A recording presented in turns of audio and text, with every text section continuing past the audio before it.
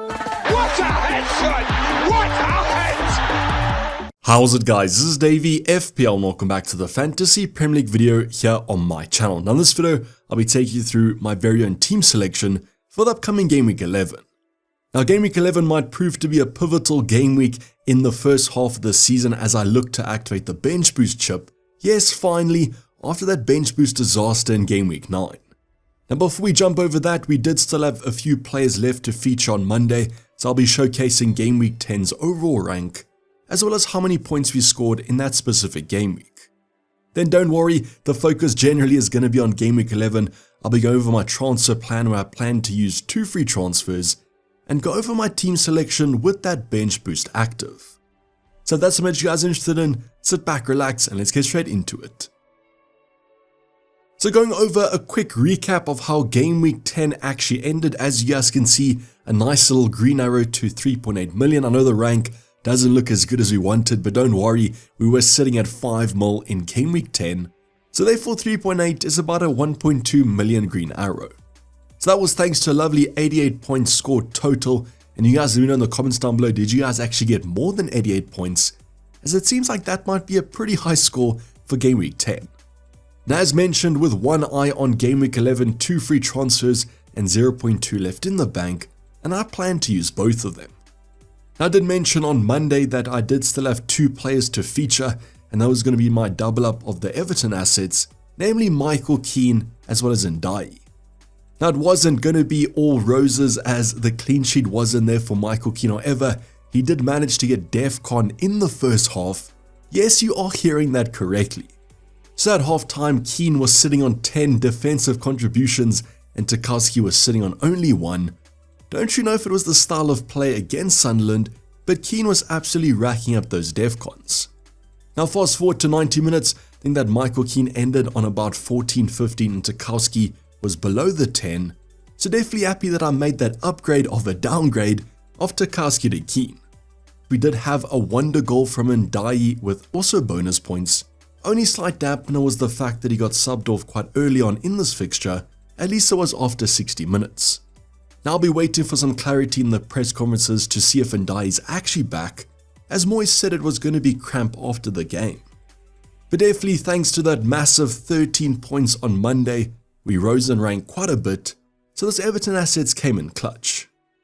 And let's just run quickly through those of you who didn't go over the transfer plan where the rest of the points came from. Luckily our bench wasn't stacked this game week. So Dubravka ended on 2, Rodon plus Struck both on the 1-pointer. Struck yet again didn't start this one and came off as a sub. Otherwise Senesi racked up DEFCON, nice to see him back on that train. However, tough game against Man City and Bournemouth. Didn't really defend Erling Haaland to the best of their abilities, let's just say, so he lost the clean sheet quite easily.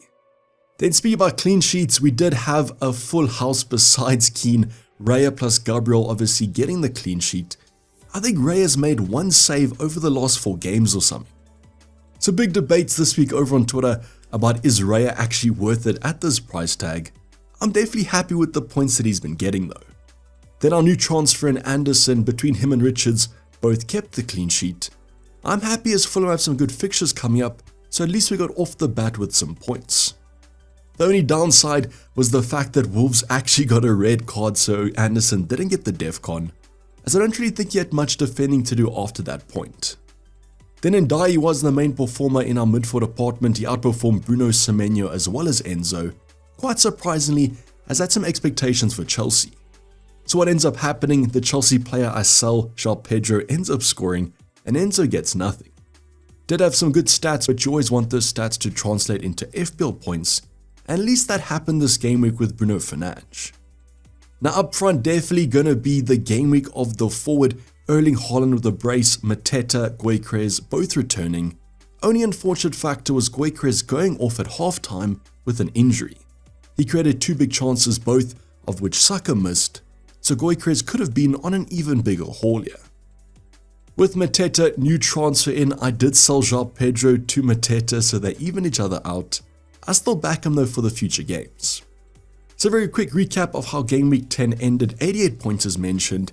Big shout out to Everton, Michael Keane and Enzo for that Monday night performance. Let me know in the comments down below, how did your game week go? Was it a great week, a bad week? It just seems generally like it was a pretty decent week. So I hope for your sake that it was as well. Now before we go over my actual transfer plan, I want to give you guys my current team selection, just give you guys the context behind my moves. As mentioned, 2 free transfers, probably both being used. Now the bench this week, I won't actually go over the bench boost review at the current moment because I will be selling Struck to a replacement, as I'm not confident that he's going to be playing. So don't look at the bench right now. I guess what you guys can do is look at the first 3 players, but at the end of the video I'll be going over my total bench boost review. So first of all, Dubravka, West Ham away, pretty decent fixture in the Ultimate Guide. Burnley actually have some good clean sheet percentages. Unfortunately, Leeds aren't the same, but still an okay fixture. With Senesi, Aston Villa, just hoping that we're going to be seeing the Aston Villa of the first couple game weeks, as then Bournemouth should be keeping a clean sheet. Then I've got Raya between the sticks. Sunderland away is actually a pretty good game. I would say defensively, offensively, they've been pretty tight. So happy to have the double up with Gabriel against the squad. Now doubt that Raya will get that many saves, let's just hope that he keeps the clean sheet, and Gabriel keeps on being the main attacking threat for Arsenal. Then with Michael Keane, Everton have some very high percentages for clean sheets, definitely better than Fulham, but I'm still going to be playing Anderson.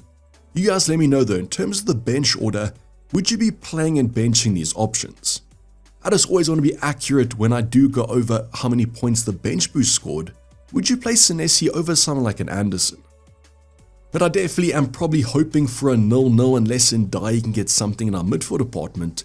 As mentioned though, I'm just hoping that he's back fit, and it was just cramp. I probably won't be making too many early transfers though for Game Week 11, so no excuses not to wait for those Friday press conferences. Otherwise, Bruno has Spurs, a team that looked pretty good in the Champions League this week. Please no Thunderfin, absolute banger. Now with Bruno, just hoping that he ticks along nicely, manages to outperform Mbumo, that'll be quite good. Is more expensive though, so probably expected. Then with Semenyo, he did have that tough Man City fixture, hasn't been on the best of form recently, but Aston Villa could be a turning point. I'll still be keeping him though, as from Game Week 12 onwards, a lovely sea of green. Then Enzo might actually be an outside Camsey punt if you guys are brave enough. Don't exactly know if I trust Chelsea that much, but I might be bringing in another Chelsea player. Let's hope that Enzo repays the patience, as he has gone off the transfer menu quite a bit for a lot of managers. Then up front, I'm still going to be captaining Erling Haaland. Don't really have a sucker in the team at the moment. And as mentioned, I don't exactly know if I do trust Enzo, so I'm going to keep the Camsey armband probably on Haaland. Now the projection's still pretty healthy, 2.00 goals expected for Man City against Liverpool.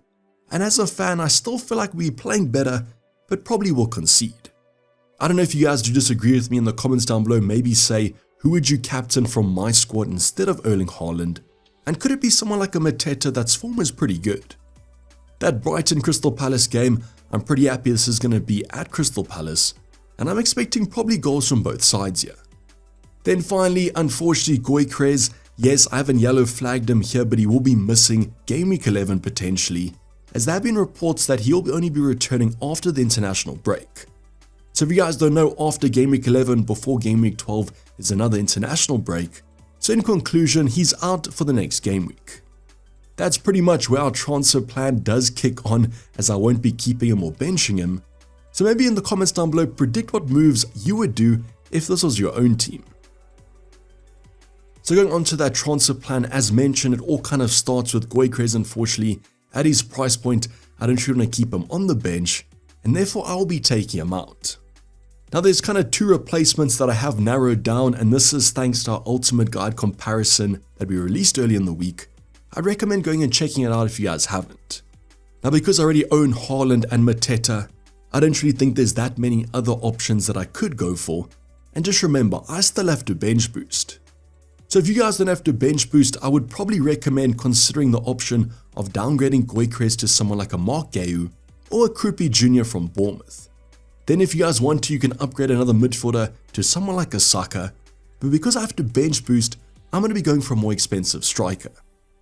I just wanted to clarify that, as I've had a lot of questions about why am I not considering going for Saka in the midfield department, and that's with the bench boost, I'd rather split the funds. So yes, it might be crazy, but I'm actually considering going for João Pedro as my favorite replacement. I know I just sold him, but as mentioned, there's not that many other striker options. Now one thing I also want to talk about, as I haven't really mentioned it, is potential chip strategy. The free hit in Game Week 13 does look pretty popular, and that's because it looks like there's going to be no doubles or blanks in this half of the season. There was potential talks about Arsenal Crystal Palace blanking in Game Week 17, but it seems like Crystal Palace will be playing 4 games in 8 days. Simply ridiculous, but it is what it is. So with that said, Arsenal do take on Chelsea in Game Week 13, and with the free hit in that game week, we can escape the bad fixture for João Pedro. So therefore what we're getting is Wolves at home, Burnley, and then Leeds away.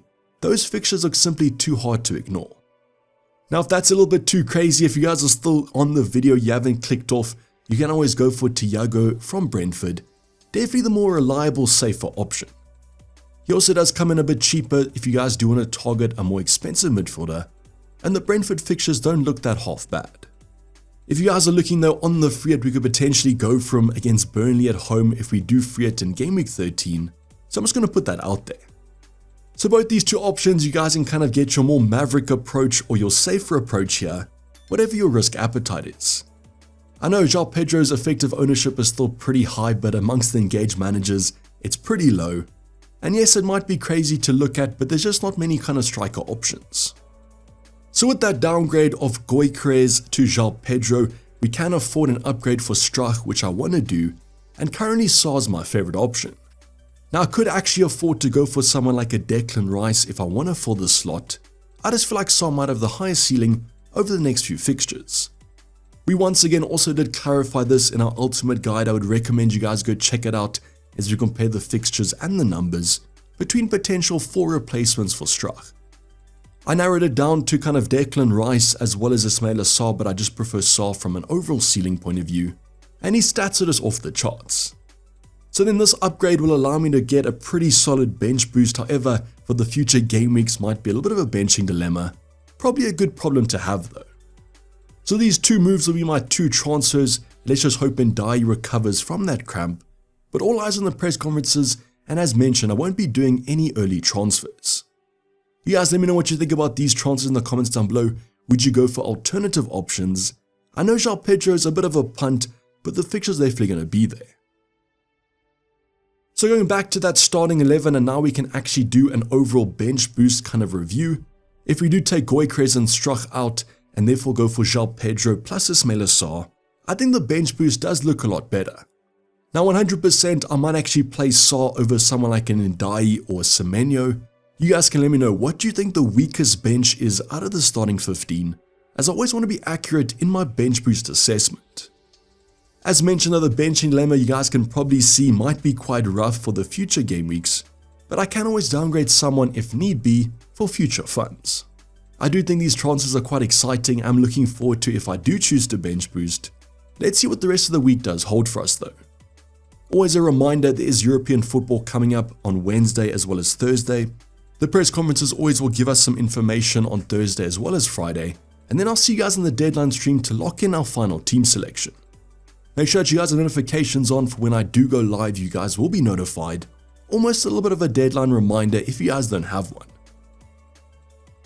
This is basically a review, guys. Hope you guys did enjoy it. Please don't like it and subscribe if you have subscribed yet. Tons of content still to come up from now to the end of the season. So as mentioned, make sure the notifications are turned on. I will see you guys in the deadline stream, but for the time being, I'm signing off. It's been Dayvy FPL, and I'm out. Cheers, bye.